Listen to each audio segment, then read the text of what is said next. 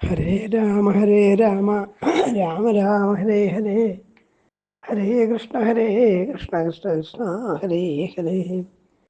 രാമായ രാമഭദ്രായ രാമചന്ദ്രായ വേധസേ രഘുനാഥായ നാഥായ സീതായാവതേ നമഃ. കൂജന്തം രാമ രാമേതി മധുരം മധുരാക്ഷരം ആരുഹ്യകവിതാശാഖം വന്ദേ വാൽമീകിയോകിലം. വാൽമീകേ ഗിരിസംഭൂത രാമംഭോ നിധിസംഗത ശ്രീമദ് രാമായണീ ഗംഗാ പുനാതു പുനഃത്രയം. എല്ലാ ശ്രോതാക്കൾക്കും നമസ്കാരം. വിവിധ രാമായണങ്ങളെക്കുറിച്ചുള്ള പ്രഭാഷണ പരമ്പരയുടെ 142 ഘട്ടത്തിലേക്ക് പ്രവേശിക്കുകയാണ്. വാൽമീകി രാമായണത്തിലെ സുന്ദരകാന്ഡത്തിലെ 10ഓളം സർഗം നമ്മൾ കണ്ടു കഴിഞ്ഞു. അവിടെയൊക്കെ ലങ്കയിലെത്തിപ്പെട്ട ഹനുമാൻ ലങ്കയാപുരിയിലെ നാനാ സ്ഥലത്തും സീത അന്വേഷിച്ച് നടക്കുന്നതാണ് വിസ്തരിച്ച് വർണ്ണിക്കുന്നത്. 10ാം സർഗത്തിനൊടുവിൽ പറഞ്ഞു, രാവണൻ്റെ അന്തഃപുരത്തിൽ വളരെയധികം ഐശ്വര്യത്തോടുകൂടി കിടക്കുന്നവളായ മണ്ഡോദരിയെ കണ്ടപ്പോൾ അത് സീതയാണ് എന്ന് തൽക്കാലത്തേക്ക് ഭ്രമിച്ച ഹനുമാൻ താൻ സീതയെ കണ്ടെത്തി എന്ന് വിചാരിച്ച് സന്തോഷത്തോടു കൂടിയിട്ട് തുള്ളിച്ചാടുകയും വാനരചാബല്യങ്ങളൊക്കെ പ്രദർശിപ്പിക്കുകയും ചെയ്തു എന്ന് പറഞ്ഞിട്ടാണ് 10ാമത്തെ സർഗം അവസാനിച്ചത്. 16ാമത്തെ സർഗം ആകുമ്പോഴേക്കാണ് സീതയെ കണ്ടെത്തുന്നുള്ളൂ. ഈ 11, 12, 13, 14, 15 സർഗങ്ങളിലൊക്കെ സീതയെ അന്വേഷിച്ച് മുക്കിലും മൂലയിലൊക്കെ ഹനുമാൻ അന്വേഷിച്ച് നടക്കുന്നതാണ് വർണ്ണിക്കുന്നത്. വളരെ വിസ്തരിച്ചാണ് വാൽമീകിയുടെ വർണ്ണന. വെറുതെ അങ്ങ് പറഞ്ഞു പോകല്ല, യഥാർത്ഥത്തിൽ അതിലെ കാര്യമാത്രം പ്രസ്താവ സംഗതി സകലദിക്കിലും തെരഞ്ഞു ഒടുവിൽ അശോകവനികയിലെ വൃക്ഷച്ചുവട്ടിൽ സീതയെ കണ്ടു എന്നൊരു കാര്യം മാത്രമേ ഉള്ളൂ ആസ്വാദനം. അത് ഹനുമാൻ്റെ വികാരങ്ങളോടുകൂടി അത് എന്തൊക്കെ ചെയ്തു എന്നും എന്തൊക്കെ വിചാരങ്ങളിലൂടെ കടന്നുപോയി എന്നൊക്കെ വിസ്തരിച്ച് വർണ്ണിക്കാണ്. നമുക്ക് വിസ്തരിച്ച് കേൾക്കാം. ഇതൊക്കെ ചെയ്തത് അവധൂയ താം ബുദ്ധിം ബഭൂവ അസ്ഥിതസ്തജാ ജഗാമ അപരാം ചിന്താം സീതാം പ്രതിമഹാകവി. അപരാം ചിന്താം, മറ്റൊരു ചിന്ത ഉണ്ടായി. അതായത് സീതയാണെന്ന് ഈ മണ്ഡോദരിയെ കണ്ട് തെറ്റിദ്ധരിച്ചെങ്കിലും പിന്നീട് അതിന് വിപരീതമായ അതുപോലെ വ്യത്യസ്തമായൊരു ചിന്ത ഹനുമാനുണ്ടായി. അതെന്താണ്? രാമേണ യുക്താസ സ്വപ്തുമർഹതി ഭാമിനി. രാമനിൽ നിന്ന് പിരിഞ്ഞവളായ സീത ഇങ്ങനെ സ്വസ്ഥമായിട്ട് ഉറങ്ങുന്നുണ്ടാവില്ല. അത് ഊഹിക്കാൻ. അന്യം നരവോസ്ഥാതും സുരാണാം അവിജേശ്വരം. ദേവന്മാരുടെ നാഥനായിരിക്കുന്ന സാക്ഷാൽ ഇന്ദ്രനാണെങ്കിൽ പോലും രാമനൊഴിച്ച് മറ്റൊരു പുരുഷൻ്റെ അവിടെ സമീപിക്കില്ല. അങ്ങനെയുള്ള സീത ആയിരിക്കില്ല ഇതെന്ന് അതുകൊണ്ട് അങ്ങ് ഉറപ്പിക്കാൻ. അതിനുശേഷം അദ്ദേഹം ഈ ലങ്കാപുരിയുള്ള പാനഭൂമി കാണുകയാണ്. പാനഭൂമി വെച്ചാൽ മദ്യപിക്കാനൊക്കെ വേണ്ടിയിട്ടും ഉല്ലസിക്കാൻ വേണ്ടിയുള്ള വലിയ സ്ഥലങ്ങളാണ്. അവിടെ വിസ്തരിച്ച് രാധികൾ നോക്കുകയാണ്. അവിടെ കണ്ട കാഴ്ചകളാണ് 11ാമത്തെ സർഗത്തിൽ പറയുന്നത്. ഇതൊക്കെ അദ്ദേഹം കണ്ടത് ക്രീഡിതേന അപരാക്ലാന്ത ഗീതേന തഥാപര നൃത്യേന ചാപരാക്ലാന്ത പാന വിപ്രഹസ്തഥാ. ചിലതൊക്കെ പല ക്രീഡകളിലോട്ട് ഏർപ്പെട്ടിട്ട് ക്ഷീണിച്ചവരായിട്ടും പാട്ട് പാടിയിട്ടും നൃത്തം ചെയ്തിട്ടും കുടിച്ചിട്ടുമൊക്കെ അവസരമായിരിക്കുന്ന ആളുകളാണ് ആ പാനഭൂമിയിൽ കാണാനുണ്ടായിരുന്നത്. മൃദംഗം, മദ്ദളം മുതലായ വാദ്യങ്ങളെ കെട്ടിപ്പിടിച്ച് കിടക്കുകയായിരുന്നു ചിലർ. ഇങ്ങനെ ഓരോന്നോരോന്നായിട്ട് വർണ്ണിക്കുകയാണ്. ഇത് പറയാം, ദേശകാലാഭിയുക്തേന യുക്തവാക്യാഭിധായിന രഥാധികേന സംയുക്ത ദശഹരി യൂഥപ. രത്യാകർഷണം കൊണ്ട് പലതരത്തിലുള്ള രതിക്രീഡകളിൽ ഏർപ്പെട്ടിട്ട് കാമക്രീഡ ലോലകളായിട്ടുള്ള സ്ത്രീകളെയാണ് കൂടുതലായിട്ട് കണ്ടത്. അവിടെയാണ് കാളക്കൂറ്റിനെ പോലെ രാവൺ ശയിക്കുന്നതായും നേരത്തെ കണ്ടു എന്ന് പറഞ്ഞ് അതിന് വിസ്തരിച്ചു എന്നേ ഉള്ളൂ. ഈ പാനഭൂമിയിലാകട്ടെ അവരുടെ സുഖഭോഗങ്ങൾക്ക് വേണ്ടതായ വസ്തുക്കളൊക്കെ ധാരാളം ശേഖരിച്ചു വെച്ചിട്ടുണ്ട്. പോത്ത്, പന്നി മുതലായവരുടെ മാംസങ്ങൾ മുതലായ ജീവജാലങ്ങളുടെ മാംസങ്ങളൊക്കെ ധാരാളമായിട്ട് കൂട്ടി വെച്ചിട്ടുണ്ട്. മാനുകളുടെ മാംസമുണ്ട്. പിന്നെ വലിയ വലിയ പാത്രങ്ങളിൽ, സ്വർണ്ണപാത്രങ്ങളിൽ മയിലുകളുടെയും കോഴികളുടെയും മാംസം വേറെ ആക്കി വെച്ചിട്ടുണ്ട്. ഇതൊക്കെ അവരുടെ സുഖഭോഗാവസ്ഥയെ കാണിക്കാൻ വേണ്ടിയാണ്. പിന്നെ ശല്യാൻ മൃഗമയൂരം സ ഹനുമാൻ അന്വേഷത, അതൊക്കെ ഹനുമാൻ കണ്ടു എന്നാണ്. കൃകലാൻ വിവിധം ശാഗാത് ശകാനർത്ഥഭക്ഷിതൻ, പകുതി തിന്നിട്ട് വെച്ചിട്ടുള്ള പാത്രങ്ങളൊക്കെ ഉണ്ടായിരുന്നു. കുറേ മാംസം കഴിച്ചു ബാക്കി മാംസങ്ങളൊക്കെ ആ പാത്രത്തിലുണ്ടായിരുന്നു.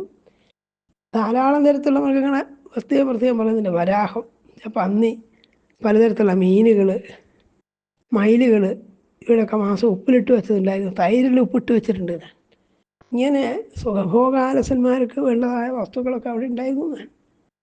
അഗ്നിയില്ലാതെ തന്നെ ആ പാനഭൂമി, ഈ മദ്യപാനശാല ജ്വലിച്ചുകൊണ്ടിരുന്നതാണ്. പരമാവധി വിളക്കുകൾ, പൊന്നിൻ വിളക്കുകൾ കത്തിച്ച് വെച്ചിട്ടുണ്ടായിരുന്നു. ദിവ്യങ്ങളായ മദ്യവിശേഷങ്ങൾ അവിടെ ഇവിടെ കാണാനുണ്ടായിരുന്നു. ശർക്കരാസവും, ശർക്കരയും പഞ്ചസാരപ്പൊടിയൊക്കെ കൂടി ചേർത്തിട്ടുണ്ടായിരുന്ന പഴച്ചാറുകൾ, ഇങ്ങനെ പലതിനെയും ഓരോ ശ്ലോകമായിട്ട് ധാരാളം ശ്ലോകങ്ങളിലായതൊക്കെ വർണ്ണിച്ചുള്ളത്.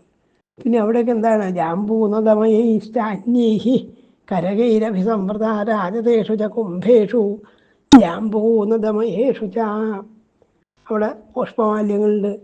പലതരത്തിലുള്ള സ്വർണ്ണപാത്രങ്ങളും സ്വർണത്തിൻ്റെ കുടങ്ങളും സ്വർണത്തിൻ്റെ കിണ്ടികൾ, വെള്ളിക്കുടങ്ങൾ, ഇതൊക്കെ ധാരാളം തരത്തിലുള്ള പാനീയങ്ങൾ നിറച്ച് വെച്ചിട്ടുണ്ടായിരുന്നു. മധുപാനത്തിന് വേണ്ടിയുള്ള ചഷകങ്ങൾ ഉണ്ടായിരുന്നു.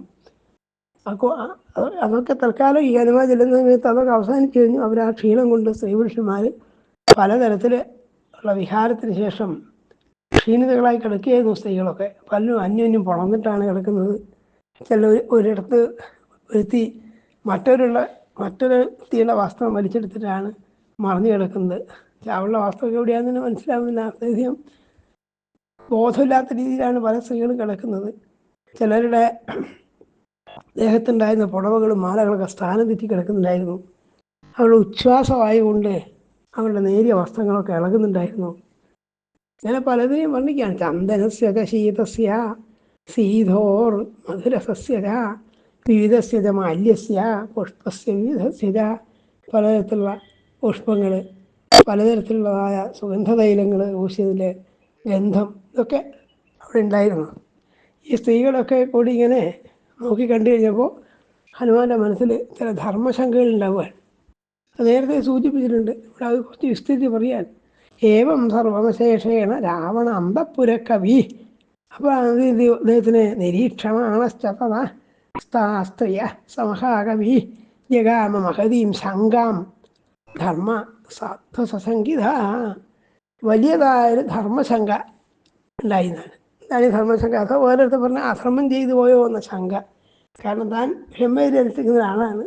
പരസ്ത്രീകളെ, പ്രത്യേകിച്ച് ഇങ്ങനെ ഭോഗലാലസകളായ സ്ത്രീകളെ, പലപ്പോഴും വാസ്തവം കൂടിയില്ലാതെ കിടക്കുന്ന ഈ സ്ത്രീകളൊക്കെ നോക്കിയത് മോശമായി പോയോ എന്നൊക്കെ തോന്നുകയാണ്. ജഗാമ മഹതീം ശങ്ക, കുറച്ചൊന്നുമില്ല, വലിയൊരു കുറ്റബോധമായി തോന്നി. പരസ്ത്രീകളെ നിന്ദ്യമായ രീതിയിൽ കാണുന്നത്, പരസ്ത്രീകളെ നോക്കുന്നതിന് മോശമാണ് എന്നൊക്കെയാണ് ധാർമ്മികമായ നിഷ്ഠയോടുകൂടിയ പുരുഷന്മാരുടെ വിചാരം. അപ്പോൾ ഞാൻ ഇങ്ങനെയൊക്കെ നോക്കിയല്ലോ.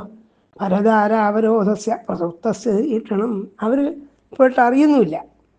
ഒരു സ്ത്രീയെ അവൾ അറിഞ്ഞുകൊണ്ട് നോക്കുകയാണെങ്കിൽ പിന്നെ അവൾക്ക് നിഷേധിക്കുകയും ചെയ്യാം. അവരറിയാത്ത രീതിയിൽ അവരെ നോക്കുമ്പോൾ ഒരു ഒളിഞ്ഞു നോട്ടത്തിൻ്റെതായ ഒരു ദുസ്വഭാവം കൂടി ഉണ്ടല്ലോ. അതുകൊണ്ടൊക്കെ വിചാരിച്ചിട്ട് ഞാൻ ചെയ്ത് ധർമ്മലോപം കരിഷ്ടി, വലിയ ധർമ്മലോപം, എനിക്ക് ധർമ്മത്തിന് ഹാനി ഉണ്ടായോ എന്ന് വിചാരിച്ചു. കാരണം എന്താണ്, നഹിമേ പരധാരാണം ദുഷ്ടന് വിഷയവർമ്മനി അയം ജാത്രമയാ ദൃഷ്ട പരധാര പരിഗ്രഹ. അന്യ സ്ത്രീകളെ, അന്യപുരുഷന്മാരെ, ഭാര്യയെ ഒക്കെ നോക്കുന്നൊന്നും എൻ്റെ കണ്ണിൻ്റെ ധർമ്മമല്ല. കണ്ണുകളോട് ഞാൻ കാണേണ്ടതല്ല.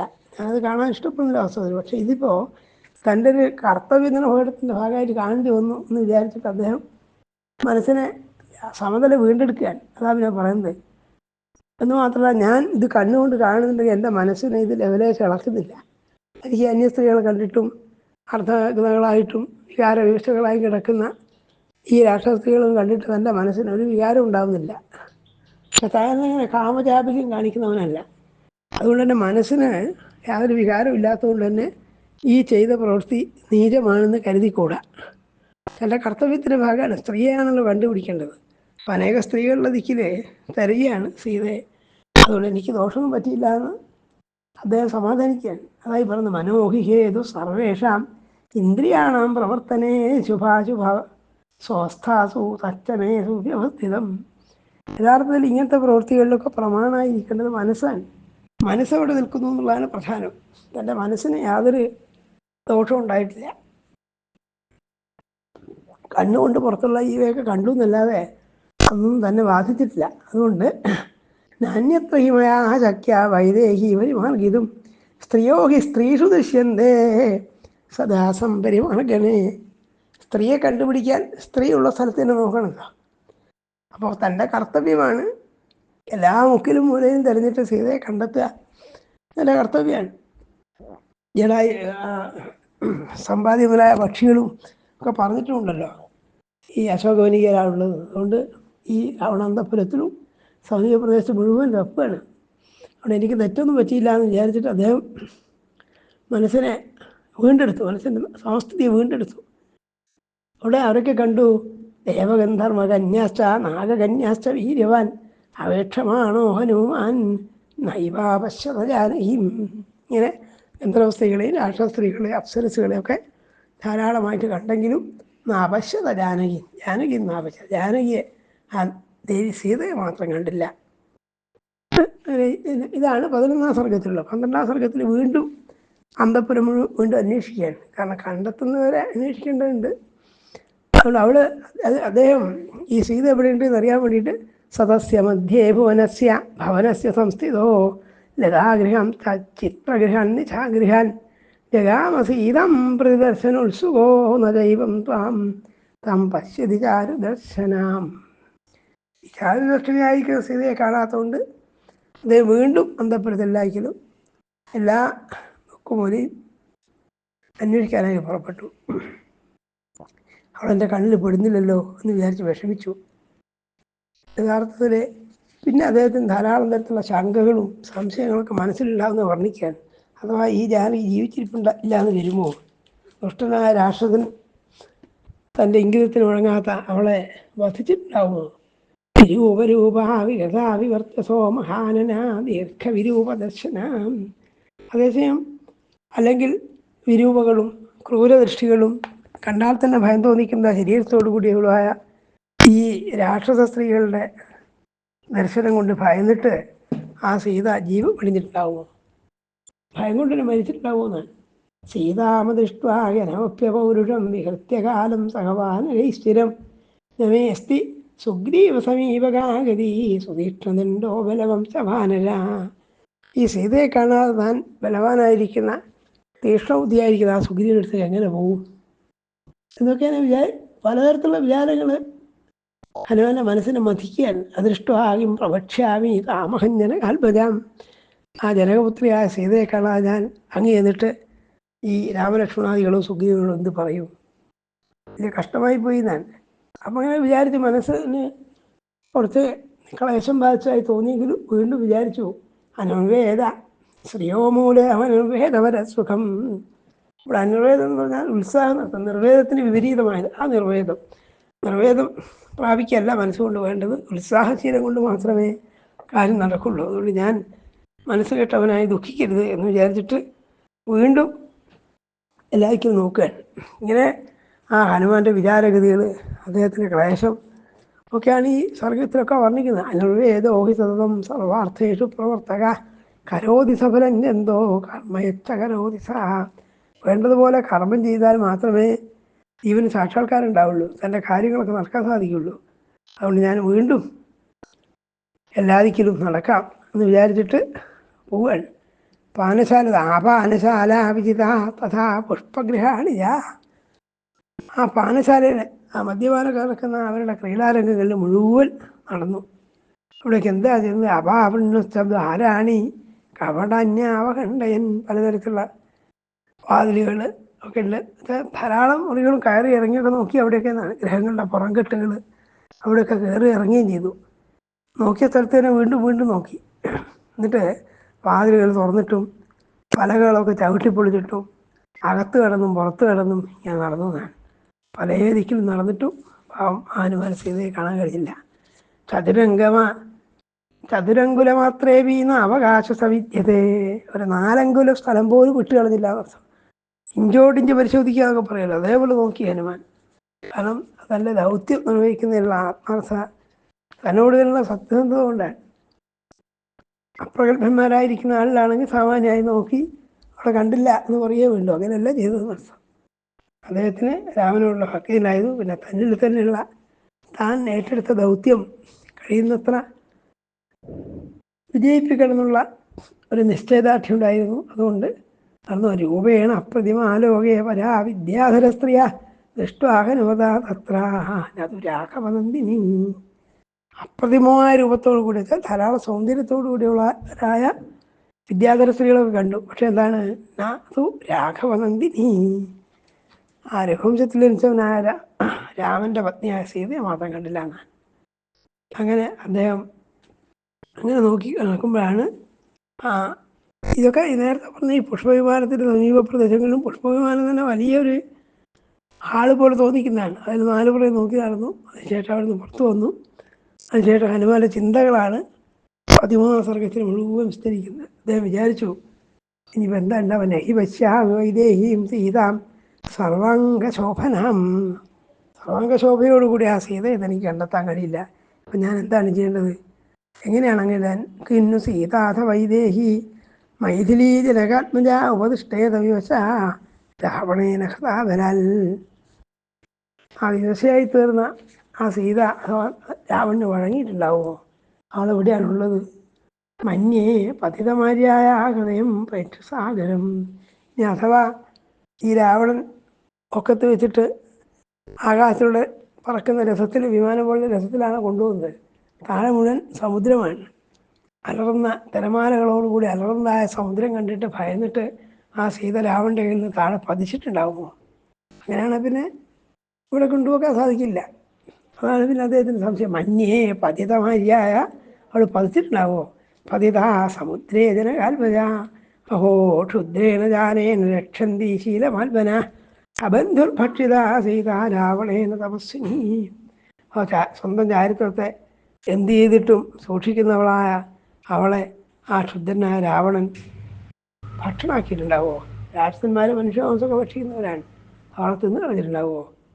സമ്പൂർണ്ണ ചന്ദ്രപ്രതിമം പത്മഭക്ത നിഭേക്ഷണം, താമരൻ്റെ അതിൽ തുല്യമായ കണ്ണോടുകൂടിയ സൗന്ദര്യത്തെ പറയുക. രാമസ്ഥ്യധ്യായത് ഈ വക്രം പഞ്ചത്വം കൃപണാഗത.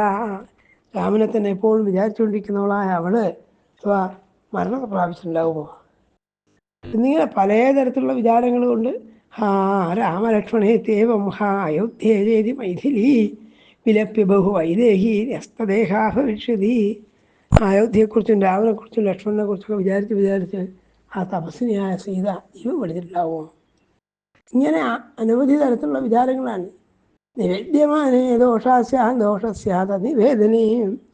ഇനി താൻ എന്താണ് ചെയ്യേണ്ടതെന്ന് ആലോചിക്കുകയാണ്. യഥാർത്ഥത്തിൽ ഈ സീതയെ ഇവിടെ കണ്ടെത്താൻ പറ്റിയില്ല എന്ന് അങ്ങ് നിന്നിട്ട് ലക്ഷ്മണന്മാരെ അറിയിക്കുകയാണോ വേണ്ടത്? അതോ അങ്ങോട്ട് പോകാതെ ഞാൻ ഇവിടെ തന്നെ കഴിച്ചുവിട്ടാണോ വേണ്ടത്?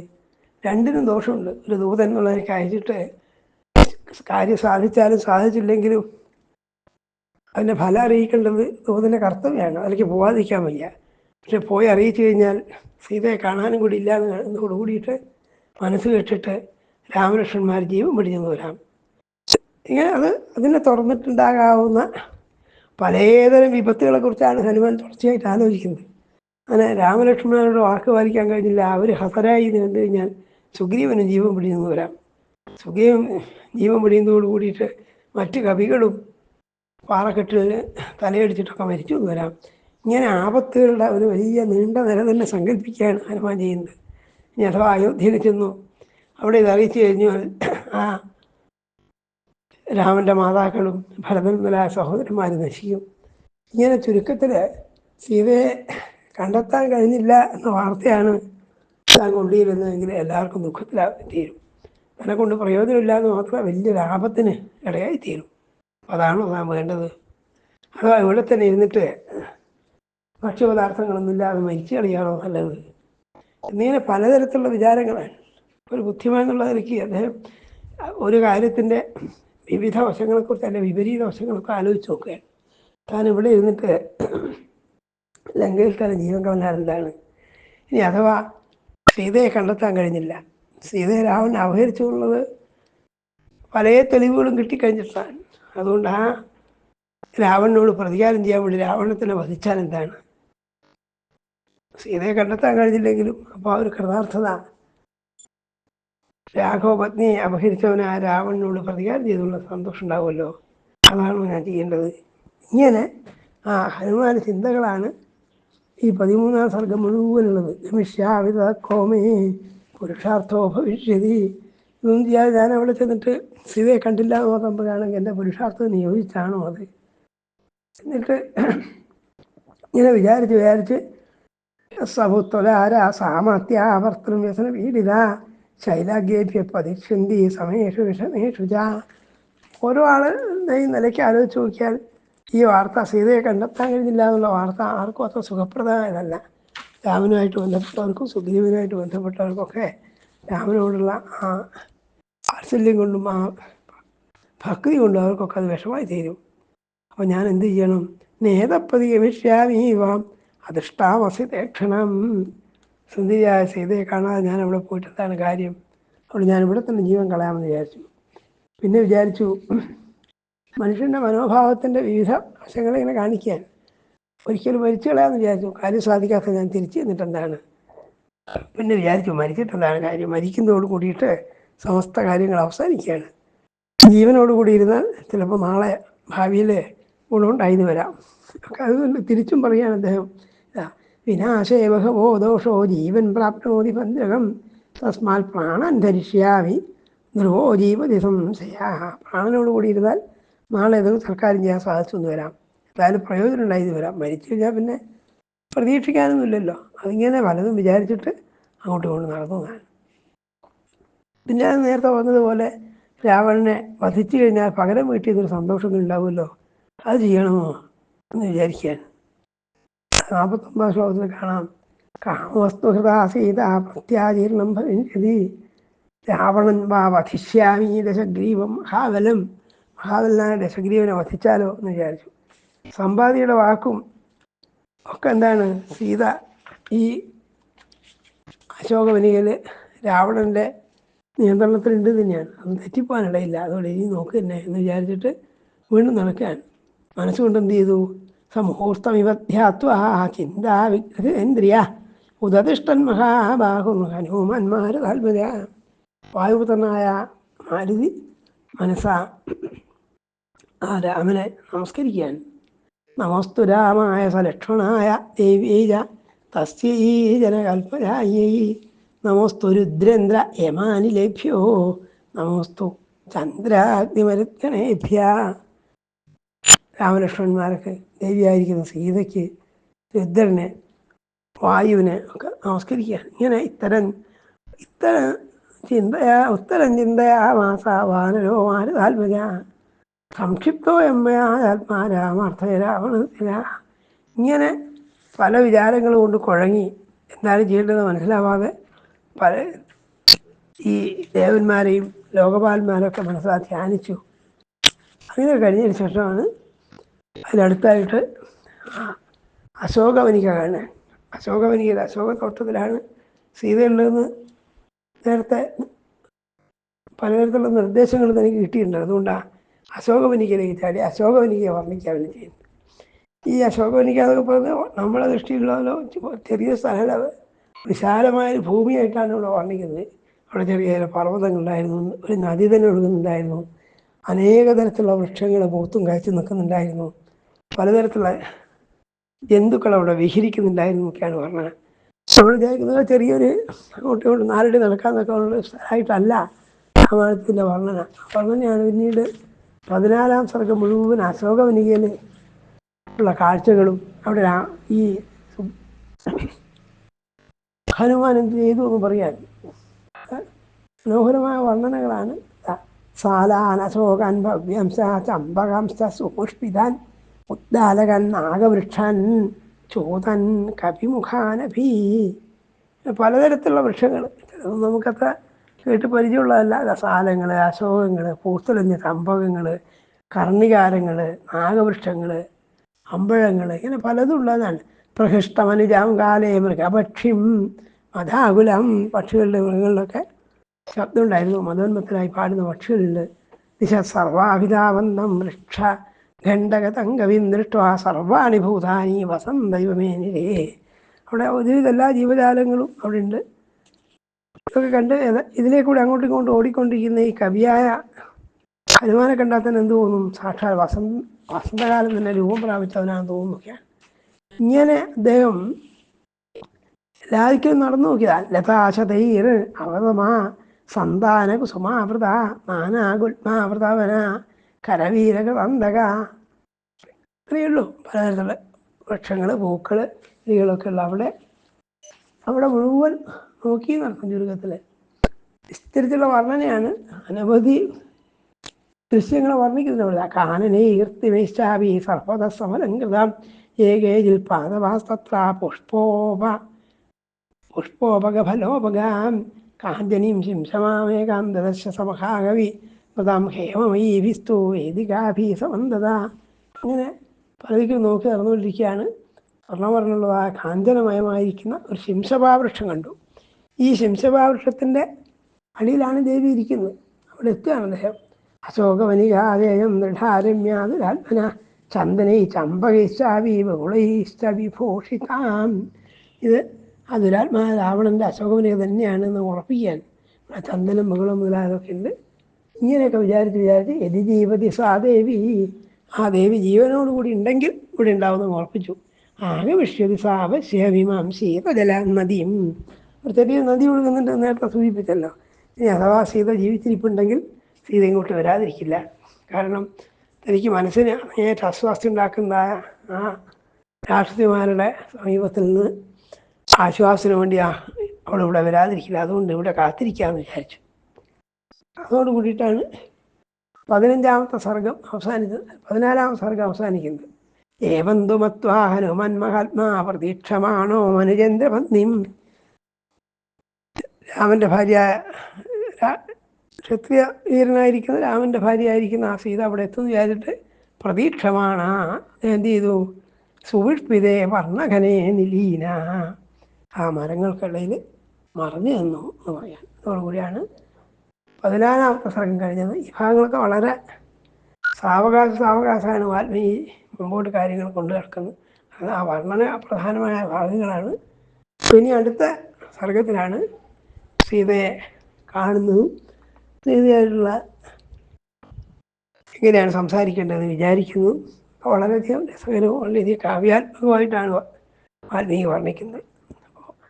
അടുത്ത സർഗത്തിൽ സീതയായിട്ട് ഇവിടെ നേരിട്ട് കാണുന്നതും തുടർന്ന് സീതയെ എങ്ങനെ അഭിസംബോധന എന്നുള്ളതിനെക്കുറിച്ച് ആലോചിക്കുന്നതും ആ ഭാഗങ്ങളൊക്കെ നമുക്ക് വിസ്തരിച്ച് പിന്നീട് കേൾക്കാം. തൽക്കാലം ഇന്നത്തെ പ്രഭാഷണം ഇവിടെ ഉപസംഹരിക്കുകയാണ്. നമസ്കാരം.